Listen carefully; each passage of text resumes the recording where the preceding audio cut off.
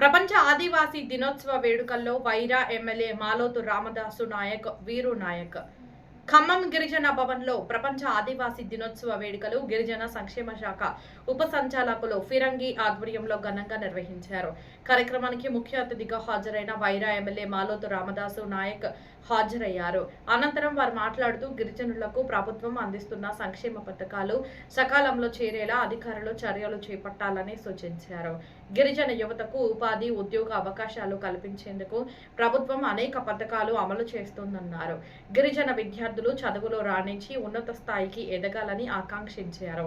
గిరిజన పండుగలు, సంస్కృతి, సంప్రదాయాల పరిరక్షణతో పాటు గిరిజనుల అభివృద్ధికి అవసరమైన నిధులు మంజూరు చేయించే బాధ్యత తీసుకుంటానని హామీ ఇచ్చారు. అనంతరం తెలంగాణ రాష్ట్ర గిరిజన ఉపాధ్యాయ సమైక్య రాష్ట్ర అధ్యక్షులు బానోతు వీరు నాయక్ మాట్లాడుతూ ఏజెన్సీ ప్రాంత హక్కుల పరిరక్షణ, గిరిజనుల అభివృద్ధికి అధికారులు ముందస్తు ప్రణాళికతో పనిచేయాలని కోరారు.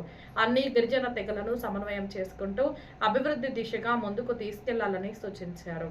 ఈ కార్యక్రమంలో గిరిజన సంఘాల నాయకులు, ఉపాధ్యాయ సంఘాల ప్రతినిధులు, బంజారా నాయకులు, మహిళా నాయకులు తదితరులు పాల్గొన్నారు. ఈనాటి ప్రపంచ ఆదివాసీ దినోత్సవం మరి ప్రపంచంలో ఉన్నటువంటి ఆదివాసీ మూలవాసులైన మా బిడ్డలందరికీ పేరు పేరున అందరికీ శుభాకాంక్షలు తెలియపరుస్తూ, అంతర్జాతీయ ఏదైతే గిరిజన దినోత్సవం ఉందో కేంద్ర రాష్ట్ర ప్రభుత్వాలు మరి మూలవాసులుగా, ఆదివాసులుగా మమ్మల్ని గుర్తించి అంతర్జాతీయంగా మరి ఈ కార్యక్రమాన్ని నిర్వహించుకునే దాంట్లో రాష్ట్ర ప్రభుత్వాలు, కేంద్ర ప్రభుత్వాలు కృషి చేసినందుకు ప్రధానంగా మూలవాసులుగా, ఆదివాసులుగా మేము వారికి ప్రత్యేకమైన కృతజ్ఞతలు తెలియపరుస్తూ ఉన్నాం.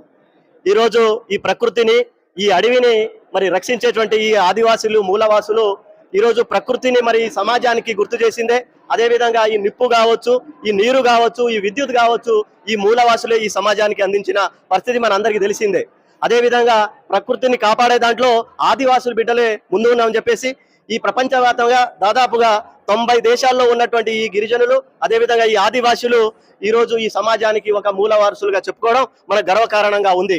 కేంద్ర రాష్ట్ర ప్రభుత్వాలు కూడా ఏదైతే ఈ గిరిజన బిడ్డలు, ఈ ఆదివాసులు, ఈ ఆదిమ జాతులు మరి ఈ ప్రభుత్వానికి మరి ఏదైతే నిధులు ఇస్తా ఉందో, సమకూరుస్తా ఉందో, ఈ కేంద్ర రాష్ట్ర ప్రభుత్వాలు కూడా ఈ గిరిజనులకు, ఈ లంబాడి బిడ్డలకు మరి అందరికీ మరి సరైన విధానంలో ఒక పద్ధతిలో వీరిని అభివృద్ధి బాటలో నడిపియాలని చెప్పేసి ఈరోజు మా వీరభద్ర గారు చెప్పినట్టుగా ఈ రాష్ట్రంలో, ఈ దేశంలో ఉన్నటువంటి గిరిజన బిడ్డలకు ప్రధానంగా సప్లాన్ నిధులు ఉన్నాయి.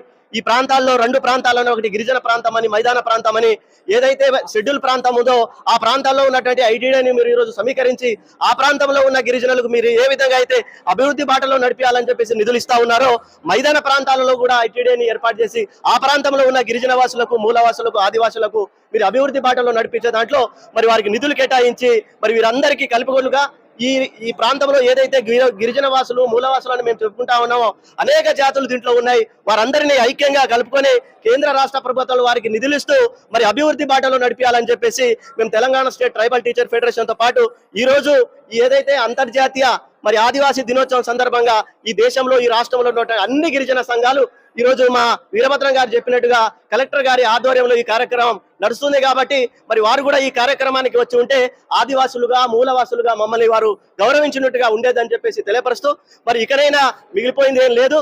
రానున్న రోజుల్లో కూడా భారీ ఎత్తున ఈ జిల్లా కార్యాలయంలో ఇటువంటి కార్యక్రమాలు నిర్వహించాలని, ఈ ప్రాంతమే ఈ హైదరాబాద్ నుంచి మొదలు పెడితే ఈరోజు చివరిన ఆదిలాబాద్ వరకు, ఖమ్మం నుంచి మొదలు పెడితే మహబూబ్ నగర్ వరకు మరి ఈ రాష్ట్రంలో ఉన్నటువంటి గిరిజన వాసులు అందరినీ ఏకం చేస్తూ మరి ఇటువంటి కార్యక్రమాలు నిర్వహించాలి. రానున్న రోజుల్లో అధికారులు కూడా మరి దీన్ని మరి ముందుకు తీసుకెళ్లాలని చెప్పి తెలియపరుస్తూ షెడ్యూల్ ప్రాంతంలో ఉన్నటువంటి 170 యాక్ట్, GOMS నెంబర్ 3 మైదాన ప్రాంతంలో ఉన్నటువంటి సప్లాన్ నిధులు మరి వారికి అందిస్తూ మరి ఈ గిరిజన బిడ్డలకు న్యాయం చేయాలని, అదేవిధంగా అభివృద్ధి బాటలో నడిపేయాలని చెప్పేసి మేము ఈరోజు తెలియపరుస్తా ఉన్నాం.